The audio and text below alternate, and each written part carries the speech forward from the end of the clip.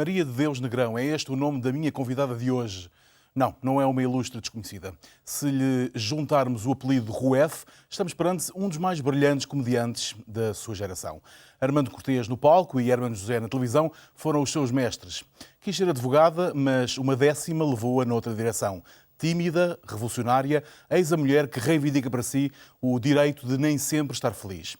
Vamos perceber porquê nesta emissão. Maria Rueff, ainda bem que vieste. Obrigada. É um prazer. Ainda bem que me convidaste. É um prazer muito grande ter-te aqui, tu sabes. Obrigada. Que tu és uma enorme atriz, toda a gente sabe, os portugueses lá em casa sabem. Talvez por isso seria interessante começar por algo diferente do que as pessoas estão à espera. Eu agora tirava um coelho da cartola e tirava daqui um adufe. Ah, sim, e eu tocava a E dufo. tu tocas adufe. Sim, eu toco a dufo. E tocas bem, dizem-me. Eu, pai, aos 15, andei num grupo de música tradicional portuguesa, o Cramol. O Cramol, que por acaso era o coro que fez parte, Na para Beira além de Litoral. outras coisas, de um disco do Zeca Afonso, As Galinhas do Mato, e é um grupo de vozes de mulheres, porque eu tenho esta coisa da Beira Alta, a minha mãe era da Beira Alta, e ali os cantares das mulheres, e portanto apeteceu-me trabalhar esse lado, e portanto aprendi isso tudo. Foi assim, ainda não havia esta coisa ótima que fizeram agora, da música portuguesa a gostar dela própria, ainda só nos socorríamos de tradição oral e também da recolha do Giacometti, mas sim senhor, aprendi a tocar E não era a dufo, pouca, essas e não coisas. era pouca a recolha do Giacometti? E ainda é Ainda hoje um é o grande. E portanto, olha assim, andei por aí, por O que esse... cantavas? E cantava, era contralto. O que é que cantavas? Cheguei até música tradicional do país todo. Era uma maldade grande, se eu te disse agora para trauteares uma... Não, mas olha, posso-te fazer um pregão, e porque ainda por cima, como eu já tinha esta apetência para o teatro ou para as imitações, num dos espetáculos que o Cramol fez, eu fazia uma espécie de pregão da azeitona cordibilo, e eu fazia exatamente igual à recolha, que é azeitona cordibili. Pronto. Não era como ver. Isto depois entra isto é muito mais bonito do que aparentemente parece. Isto depois entra aquele descante, cante e descante do grupo Cramol, e portanto era assim uma coisa muito bonita. Tenho saudades, por acaso. Quem sintonizou agora a RTP? Estamos com Maria Rueff. Ela enlouqueceu. Começámos agora este Ainda Bem que Vieste, e não pela arte maior de Maria Rueff, ou pelo menos por aquela que é a mais conhecida, mas sim pela música. Mas tu ainda hoje cantas... Canto, porque olha, a minha mãe cantava ao pé de nós, todos nós cantamos músicas da terra dela, Carvalhais de São Pedro do Sul, As Mulheres da Massadela, uma data de coisas, que é como te digo, são músicas que vão passando por tradição oral, nas famílias, e como nós éramos ali uma família, ainda somos, uma família bastante numerosa, o nosso Natal, para fazermos as horas de chegar o Pai Natal à meia-noite, cantamos assim, temos repertório para 2, 3, 4 horas, se for preciso, Isso é maravilhoso. sem parar. Exatamente. E mantêm vivas essas tradições. Mantemos tudo, e a minha filha também já canta, os meus sobrinhos netos, tudo. Portanto, como vês, esse lado está cá. E muito multifacetado, ou seja, não é só música tradicional, é tudo o que íamos aprendendo, tudo o que... Em minha casa sempre houve muita música a tocar, música brasileira, jazz, música portuguesa, fado, para além desta outra música. Portanto, somos assim uma Para um família... ator de resto, isso é fundamental. É fundamental. E como eu cresci numa família já adulta, todas as minhas referências musicais não são propriamente as da minha idade. Se me perguntares coisas, a Bola Conta com Graça, que eu uma vez lhe perguntei aos 20 e tal quem era o Bono dos YouTube, que eu não fazia a menor ideia quando Sim, apareceu. Quando nasceste, as tuas irmãs já eram mais Exatamente, crescidas, não é? portanto, perguntassem-me coisas de Frank Sinatra, da Peggy Lee, tudo. Agora, o Bono é que eu não estava propriamente a ver, e na altura o meu que depois se tornou meu marido, era fã dos YouTube, e eu, Bola, quem é o Bono? Que ele não para de falar do Bono. Portanto, para tu ver o quanto eu era fora do tempo, do meu tempo, da minha idade.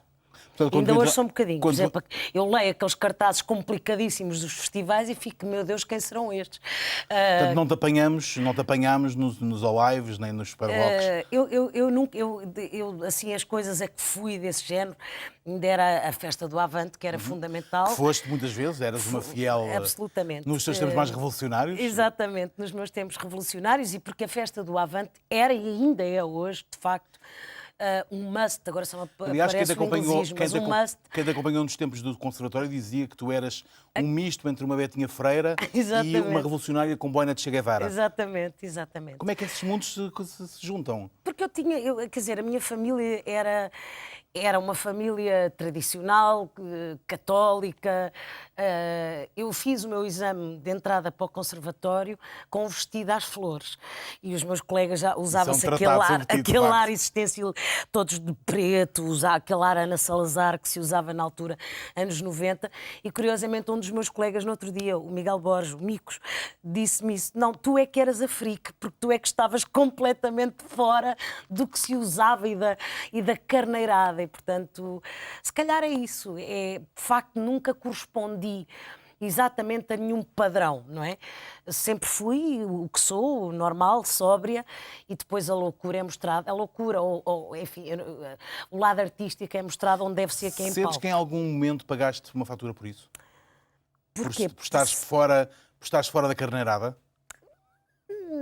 Não. Eu acho que, eu vou-te dizer, esse meu outro lado de ser diferente, até acho que teve louros, se queres que te diga. Acho que teve louros. Claro que como mulher, de ser uma mulher fora do padrão habitual, não é? Enfim, de ser histriónica, de não me importar de me expor ao ridículo, de me desfigurar, tudo isso, se calhar teve um preço no sentido disso, de ser sempre a amiga porreira dos homens e se calhar nunca a mulher que se quer seduzir ou que se quer catrapescar. Mas devo Sentiste dizer... isso? Sim, na minha adolescência, sim, porque eu sempre fui assim. Eu fiz parte de uma associação de estudantes, a maior parte homens, e eu era a amiga porreira sempre. E, portanto, tive E assim isso umas foi doloroso em paixonetas. algum momento? Tive umas paixonetas não correspondidas, porque eu ficava...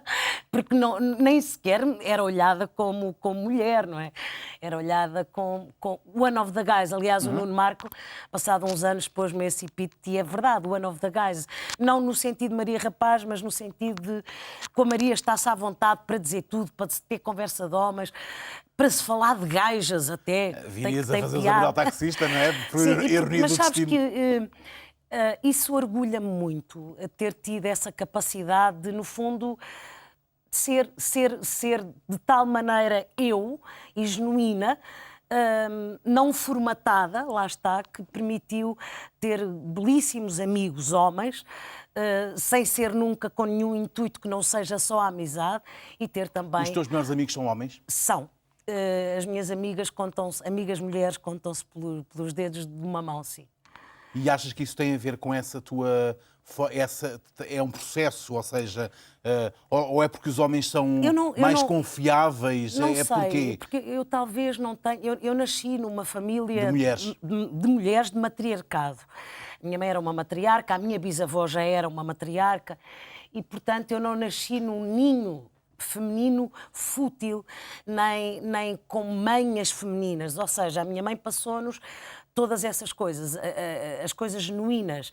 E ser-se mulher era ser-se de armas, era ser-se uma mulher de armas. Portanto, ou seja, isto também é uma coisa muito que vem De armas não piegas, portanto. de uma aristocracia rural, ou seja, no campo as pessoas são de facto genuínas, as pessoas não vendem gato por lebre. E isso é uma coisa muito urbana, que também se encontra nos homens, mas também muito nas mulheres, não é? E eu não sei lidar muito bem com isso. E talvez o homem ou os amigos que eu fui encontrando no caminho sejam mais... tocato lá, mais verdadeiros, e portanto é como te digo, eu nunca me soube dar muito bem com essas mulheres cheias de tiques e truques, e portanto tenho mesmo só 2, 3 grandes amigas desde sempre, algumas desde sempre, também minhas parceiras, como a Ana Bola, parceiras na arte, e portanto poucos mas bons, não é? Aquela ideia de amigos poucos mas bons. Deixa-me continuar ainda um bocadinho no passado, porque isso nos transporta um bocadinho para aquilo que tu és hoje, não é? Está nas tuas origens. Já há pouquinho falavas dessa importância de teres crescido numa família de mulheres e de mulheres fortes. Sim. Tu brincavas muito sozinha, tu foste a mais... Quando tu Nova, nasceste, sim. as tuas irmãs já eram mais crescidas e, portanto, Exatamente. essa decalagem também Sim. nas referências musicais, nas referências culturais, essa aprendizagem de crescer, de brincar sozinha, de vencer sozinha, de triunfar perante os medos sozinha, Sim. também esse lado masculino, não é? De recuperar... Sim, se bem que era uma sozinha com adultos, não é? E, portanto, eu atribuo mais ao ter desenvolvido o humor ou como uma capacidade de cativar os adultos, de os chamar a atenção de alguma maneira, que não fosse as birras, nem aquelas coisas normais que as crianças fazem. No fundo era chamá-los ao teu mundo. Exatamente. E, portanto, desde muito pequenina comecei logo a mascarar-me, ou a imitar o primo, ou a imitar a vizinha, e a ser ali um elemento catalisador pelo riso. E, portanto, não sei se isto é um... Não penso que seja, se calhar, só um fenómeno masculino, não é? Mas... de facto, isso é uma coisa logo da infância, não sei se... como eu te digo, como eu tenho uma imagem de ídolo, que é a minha mãe, que é um mulherão, não atribuo nada ao lado masculino. Antes, Claro. pelo contrário, atribuo a um tipo de mulheres que já vai sendo difícil termos como referência, porque hoje em dia o foco está noutro tipo de mulheres. Nós crescemos, eu e tu, penso que temos mais ou menos Sim. a mesma idade, a ter mulheres de referência fortíssimas. Natália Correia, a própria Eunice Munhoz, quer dizer, não é? A primeira coisa que eu vi foi a Mãe Coragem. Sim. Portanto, ou seja, as mulheres também tinham... Nós crescemos com essa referência. Com mulheres fortíssimas, Com não é? mulheres fortíssimas, mulheres cabeça. Mas eram outras referências, de facto. Eram, de outro facto, tipo de outras mulheres. referências. O que é que sobra da Maria de Moçambique? Eu acho que sobra muito do que a minha família me passou, ou seja, horizontes. Eu nisso sou pouco portuguesa, no sentido de ter inveja do quintal do vizinho e de ser pouco chinha de alma nesse sentido, não é? Isso eu acho que nós trouxemos da África, uma generosidade, sei lá, é sempre o exemplo do que se passava em minha casa. Quase que não tínhamos nada, mas se viesse mais alguém, com certeza que se põe água na panela e a sopa dá para mais um. Isso também é uma coisa da África. O gosto da mesa. A pobreza ativa a solidariedade? Eu acho que sim. Eu acho que os verdadeiros, ou pelo menos o ensinamento que eu tive na vida, as grandes solidariedades, vou-te dizer, até é das pessoas que tu menos esperas. E no nosso caso foi, por exemplo, a enorme generosidade de uma senhora da rua, que estava à frente da leitaria da rua e que durante anos não cobrou sequer o rol de todas nós íamos a abastecer-nos daquela leitaria. Ela sabia a grande dificuldade financeira que nós vivíamos e eu acho que nem nunca cobrou essa despesa à minha mãe. Portanto, isto é de uma enorme bondade. Uma senhora da rua, na Graça, portanto, esta coisa que eu tenho sempre, esta ternura pelos bairros de Lisboa, porque são de facto pequeninas aldeias e há de facto no português simples uma bondade inacreditável que eu espero que não se perca de vez. Noto se calhar um bocadinho as pessoas a perderem isso, mas devemos muito a essas ajudas quase dos anónimos, às vezes até mais do que as partes familiares com dinheiro. Normalmente a esses custa-lhes mais abrir a porta de casa. E sentes esse chamamento de África, sentes necessidade de lá voltar? Eu já voltei em 98, tive assim o meu regresso, que foi de facto especialíssimo. Fui fazer um espetáculo com o Herman a Maputo e pude na altura, porque o Paulo Dentinho era o nosso repórter em Maputo, E ele conseguiu, através da Consoleza, que eu fosse à Beira onde nasci, porque a Beira ainda estava muito destruída e ainda não era assim muito fácil passear por lá, e eu consegui, de facto, pela primeira vez, juntar o cenário à minha história. Como calcularás, cresci 20 anos, não é? E sobretudo, foi muito tive emocionante, essa... seguramente. Muito emocionante, porque... é a sensação de que eras forçosamente outra pessoa, se lá tivesses crescido.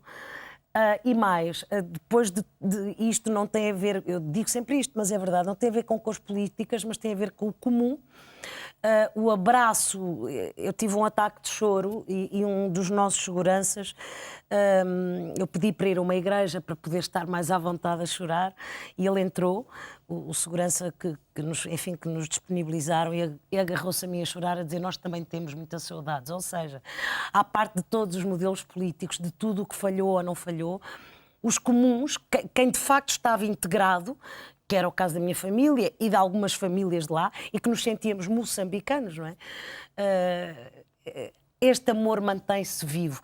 E já voltei há quase 4 anos, talvez, para mostrar à Laura o sítio onde eu nasci, e voltou a acontecer exatamente este género de coisas. A Laura foi brincar para a praia e integrou-se de tal maneira com os meninos que estavam a brincar na praia, que só me diziam... Como se fosse dali. Exato, eu quero ficar cá, mãe, aqui é que se está bem. E, portanto, há aqui este chamamento.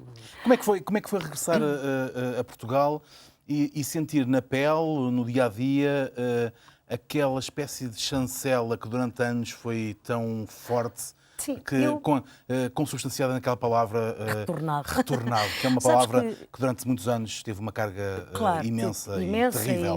Imensa. De tal maneira imensa que até há pormenores que nós, se calhar, não sabíamos. Mas, por exemplo, quando os táxis usavam atrás folha de eucalipto, não sei se tens essa imagem, não. Folha seca de eucalipto atrás, era para afastar os maus espíritos que os retornados traziam, ou a ideia de que viemos roubar o lugar às pessoas. Eu percebo isso tudo, percebo o país que tinha acabado de sair de um regime dificílimo, o nosso pensamento completamente ainda escuro, cinzento, sem horizontes, amedrontado. Percebo isso tudo, mas percebi infelizmente na pele a imensa hostilidade em receber os próprios, não é? Porque nós éramos portugueses também, como eles. Por isso é que muitas vezes todos estas coisas, quando apoiamos alguns povos e tal, me parece de uma grande hipocrisia, porque o que importa não é propriamente, enfim, depositar 20 euros ajudem o Nepal, ou ajudem não sei quem, e depois os próprios tratámos muito mal. Foi muito difícil, muito difícil. Estiveste fechada numa sala Sim, eu fui proibida sozinha. de brincar com os meninos brancos de cá, por ser retornada, e então eu, mais alguns meninos de Angola e de Moçambique, fomos fechados numa sala à parte. Tinhas que idade? 4. Como é que se trabalha? Trabalha-se com uma mãe extraordinária que mal percebeu esse episódio, tirou-me imediatamente desse infantário. Com muita dificuldade, porque não era fácil arranjar vaga para os meninos retornados e, portanto, mas tirou-me imediatamente. A minha mãe era profundamente justa e muito sensível a estas coisas. Mas é como eu te digo, cresce-se com uma grande força, com uma grande sensação de que sabemos sobreviver, porque temos esse grande ensinamento que é: isto é de facto tudo uma roleta russa. Portanto, hoje podemos estar muito bem e amanhã vem qualquer coisa que nos põe no lado oposto. Por isso é que nunca devemos nem cuspir para o ar, nem achar que a nós nada nos acontece, a todos os níveis, não só Sim, claro. em termos financeiros, de doença, de opções sexuais, portanto, todos os preconceitos, que é das coisas que eu tento, na minha arte, mais lutar contra o preconceito.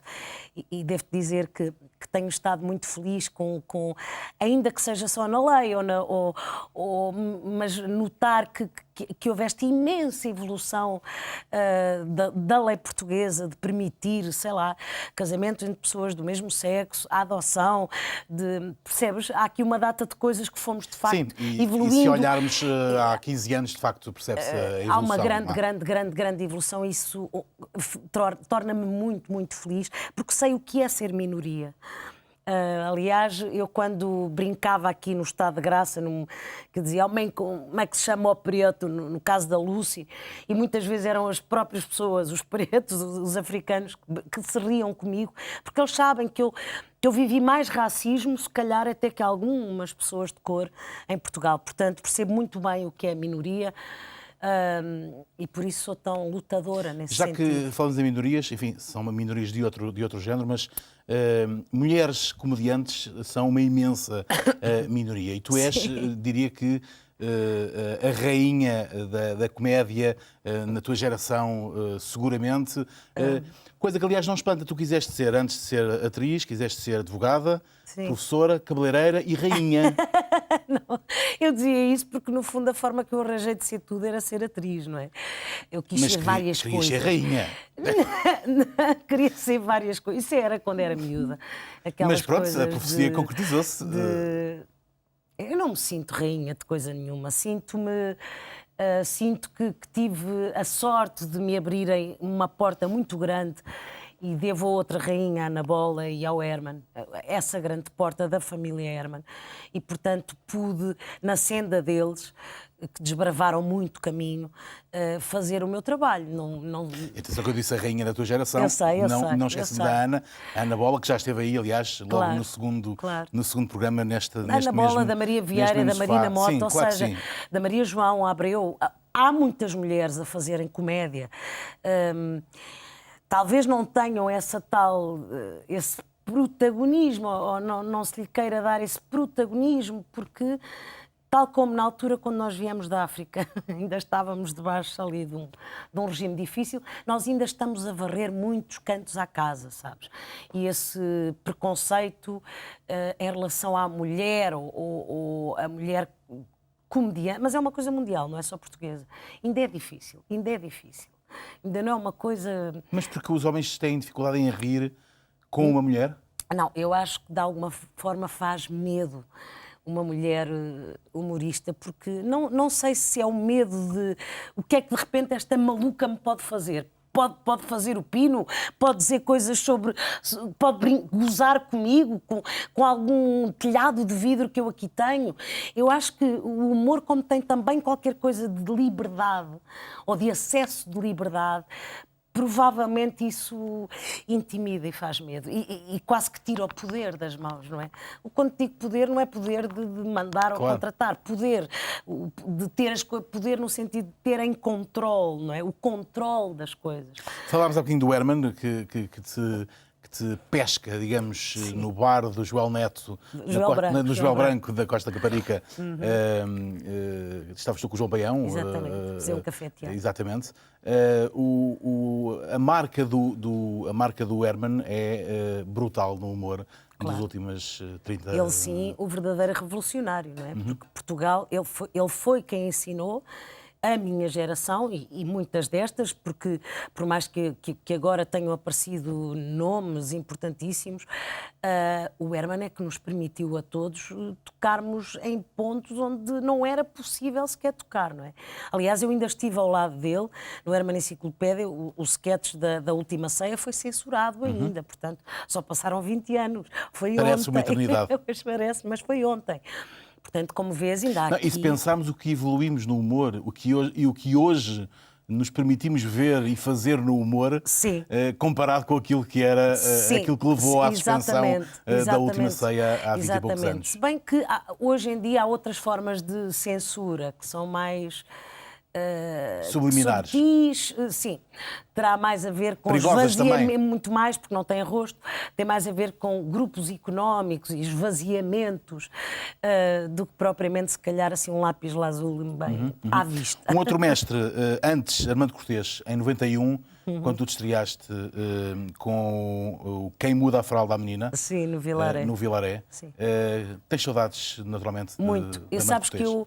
eu no funeral do Armando Cortês, que era casado com a Manela Maria, que me ensinou imensíssimo, é a minha madrinha de cena, e eu chorava mais do que ela, que era a viúva, e eu só lhe dizia: oh, Manela, desculpe, porque isto não me parece nada bem eu estar aqui a chorar mais que a Manela, mas na verdade eu tinha uma admiração enorme pelo Armando, porque eu ainda estava no conservatório e o Armando percebeu que eu tinha esta tendência para a comédia e, portanto, nos intervalos, no camarim, passou-me muito conhecimento. Um dos ensaios que foi agora reeditado do Bergson sobre o riso, o Armando deu-me em fotocópias traduzido por ele, do francês. Portanto, quer dizer, ensinou-me muito, muito, muito. E faz-me muita falta, ainda hoje.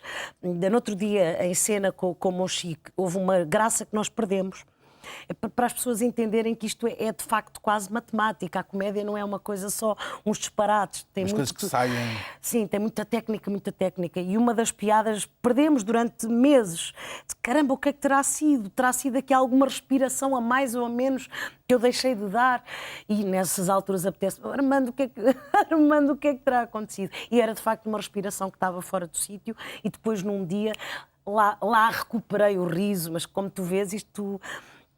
esse lado todo do teatro, da técnica de comédia, do atirar as graças de uma certa forma, de esperar que o público ria, do ritmo que a comédia, tudo devo absolutamente ao Armando Cortês. Estava a falar do Monchique, de quem és grande amiga e parceira, cúmplice de teatro. Vocês estão em cena ainda neste mês de agosto, até ao dia 23. 23 de agosto, no Casino Lisboa, Casino sextas, Lisboa. sábados, já agora, 21h30, domingo às 18h. Que é bom, que dá para ir à praia ou lanchar, e vir lanchar ao Casino. E digo aos nossos espectadores, por experiência própria, que vale a pena ir.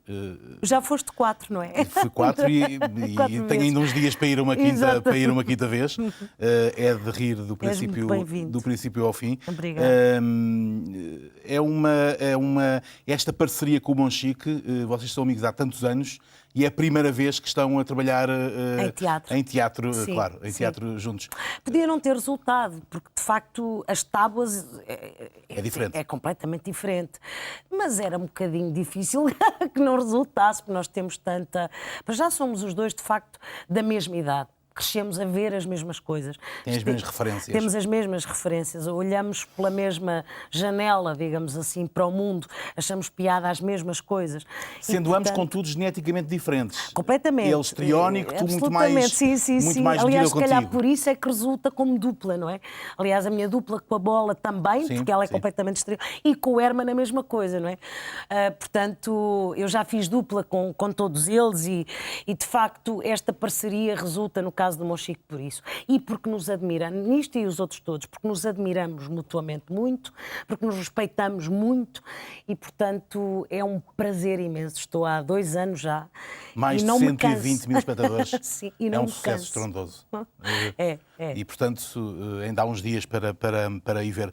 Tu és uma atriz e uma mulher ao contrário daquilo que é habitual nos atores de ego forte. Sim. És uma mulher de uma autoestima de picos, não é?